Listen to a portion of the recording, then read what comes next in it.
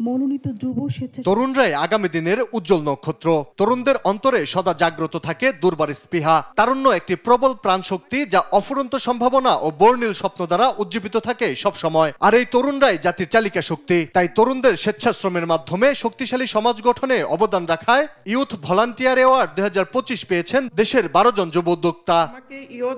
যুব উন্নয়ন ও কর্মসংস্থান, শিক্ষা, বিজ্ঞান, তথ্য প্রযুক্তি, কারিগরি, দেশপ্রেম, বীরত্ব ও সাহসিকতায় অসামান্য অবদানের জন্য 12 জন তরুণকে ইউথ ভলান্টিয়ার অ্যাওয়ার্ডের জন্য নির্বাচিত করা হয়। প্রধান উপদেষ্টার হাত থেকে পুরস্কার গ্রহণ করেন তারা।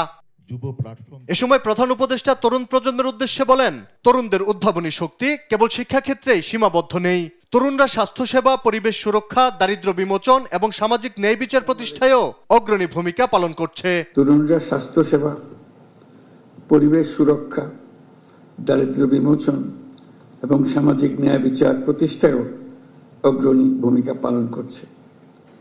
এই তরুণরাই 24-এর গণঅভ্যুত্থানের নেতৃত্ব দিয়েছে। তরুণরাই যুগে যুগে দেশের ইতিহাস রচনা করেছে। প্রধান উপদেষ্টা বলেন, তরুণ প্রজন্ম সক্রিয় থাকলে দেশের কোনো সমস্যায় আর অমীমাংসিত থাকবে না। আমি দৃঢ়ভাবে বিশ্বাস করি, যখন একটি দেশের যুব সমাজ সক্রিয় থাকে, উদ্যমী এবং উদ্ভাবনী শক্তিতে বলীয়ান হয়, তখন কোনো প্রতিবন্ধকতাই তাদের অগ্রযাত্রাকে থামিয়ে রাখতে পারে না। অনুষ্ঠানে যোগ দিয়ে যুব ক্রীড়া উপদেষ্টা আসিফ মাহমুদ সজীব ভুইয়া বলেন, 24-এর গণঅভ্যুত্থানের পর সাম্য, ন্যায় বিচার, নাগরিক মর্যাদা, গণতন্ত্র ও সমৃদ্ধির নতুন বাংলাদেশ গড়ার যে সুযোগ এসেছে, তরুণ প্রজন্মই হবে তার চালিকা শক্তি। এই যুব সমাজ কেবল স্বেচ্ছাসেবক হিসেবে নয়, বরং শিক্ষা, স্বাস্থ্য, পরিবেশ, প্রযুক্তি ও সামাজিক উদ্যোগের প্রতিটি ক্ষেত্রে নেতৃত্ব দিচ্ছে।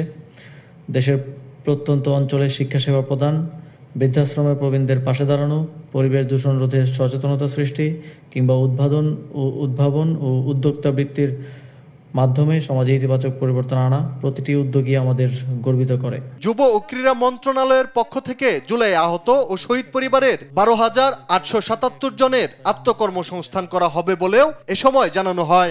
জুলাই গণঅভ্যুত্থানে আহত ও শহীদ পরিবারের সদস্যদের আত্মকর্মসংস্থান সৃষ্টির লক্ষ্যে একটি বিশেষ প্রকল্প হাতে নেওয়া হয়েছে। আলী আকাশ, আকাশ, দেশ টিভি, ঢাকা।